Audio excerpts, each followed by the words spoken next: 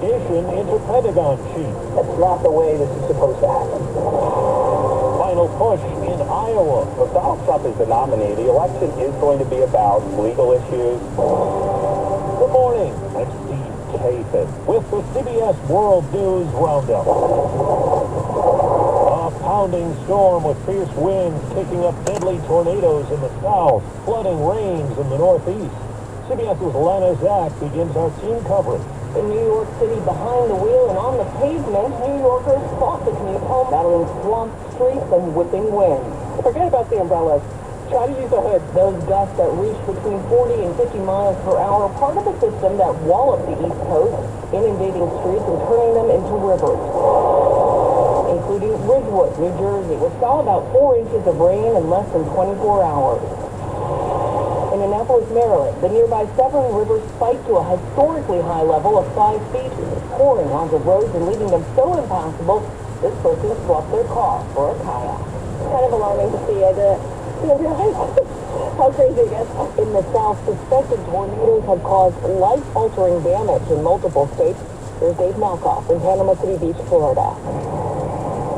A string of tornadoes, heavy rain, and powerful winds pummeled the Florida Panhandle, ripping off roofs, shredding homes, and crumbling buildings.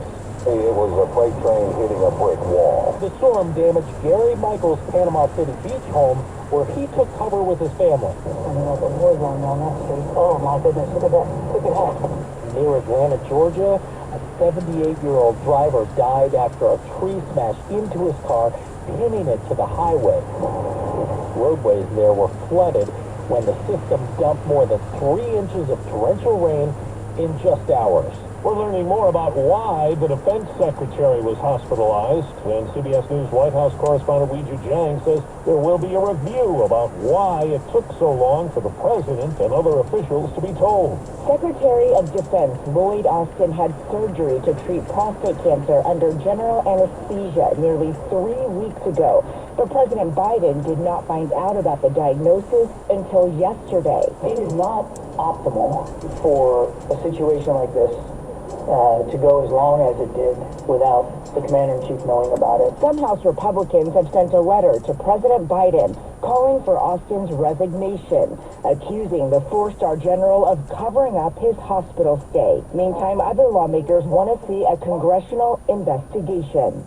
There must be consequences for this stunning incompetence. White House Chief of Staff Jeff Zients sent a memo launching a review of protocols and ordering agencies to alert the White House about delegations of authority right away. There's word former President Trump plans to deliver at least part of the closing argument at his New York civil fraud trial tomorrow.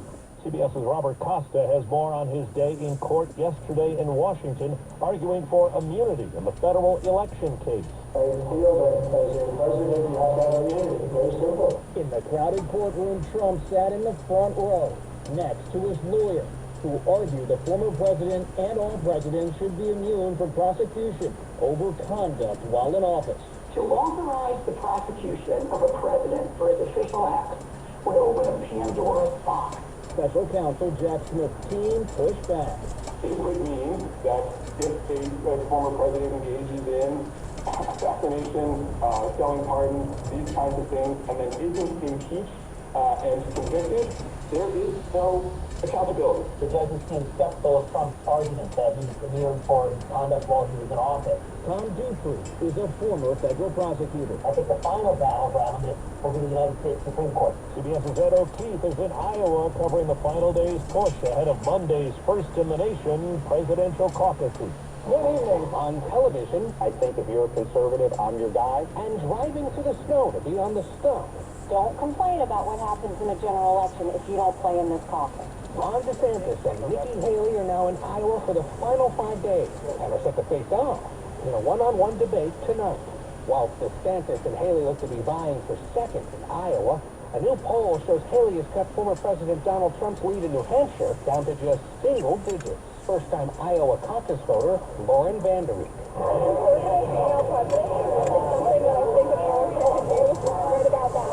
5 minutes after the hour.